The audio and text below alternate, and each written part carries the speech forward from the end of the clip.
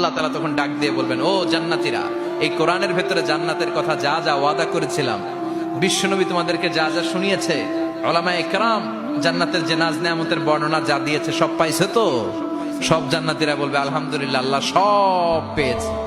এক জান্নাতে হাত তুলে বলবে আল্লাহ একটা পাই নাই, একটা পাই নাই। আল্লাহ বলবেন সেটা কি? ওই জান্নাতি বলবে আল্লাহ সব পাইছি কিন্তু তোমারে পাই নাই, তোমারে দেখি নাই, তোমার সৌন্দর্য কত বেশি আমরা জানি না। আল্লাহ সব পেয়েছি, একটা জিনিস পাই নাই। কি পাও নাই? তোমারই তো পাই নাই। যে আল্লাহ সব দিল তারা তো পাই নাই। আল্লাহ বললেন ঠিক আছে, আমি আমার সৌন্দর্য এখন তোমাদের সামনে প্রকাশ করব। আমার গোপন রহস্যের ভেদ আজকে আমি জান্নাতীদের সামনে প্রকাশ করে দিব। কোন সুবহানাল্লাহ। উজুহু ইয়াউমাইযিন নাযিরা ইলা রাব্বিহা নাযিরা। সেদিন জান্নাতীদের চেহারাগুলো পূর্ণিমার চাঁদের মতো উজ্জ্বল থাকবে। জান্নাতীরা প্রভুর দিকে তাকিয়ে থাকবে। বিশ্বনবী বললেন, ইন্নাকুম সাতারাউনা রাব্বাকুম আয়ানান কামা তারাউনা হাযাল কামার। নিশ্চয়ই তোমরা জান্নাতের ভেতরে তোমাদের রবকে সচক্ষে চাক্ষুষ তোমাদের দুটি চোখ দিয়ে দেখবে, যেমনি আজকের পূর্ণিমার রাতে চাঁদটাকে তোমরা দেখতে পাও।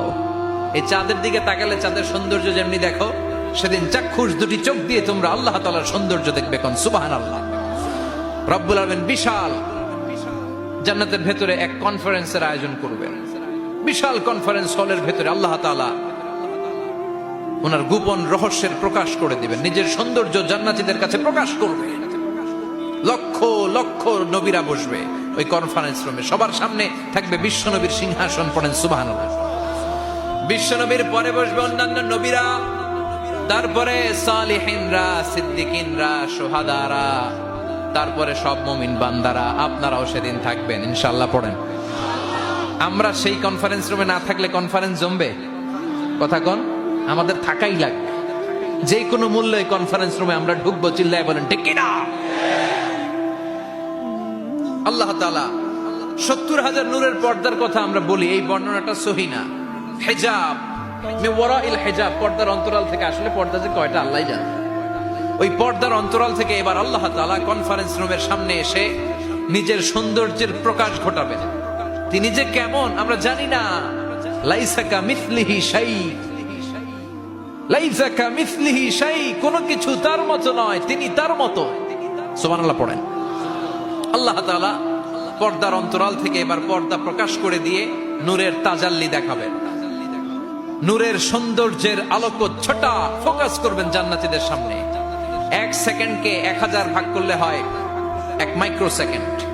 ১ মাইক্রো সেকেন্ডকে ১০০০ ভাগ করলে হয় ১ ন্যানো সেকেন্ড। ১ ন্যানো সেকেন্ডের জন্য আল্লাহ তাআলা নূরের তাজাল্লির ঝলকানি দিবেন। ঝলকানি দিয়েই শেষ, আর সামনে নাই।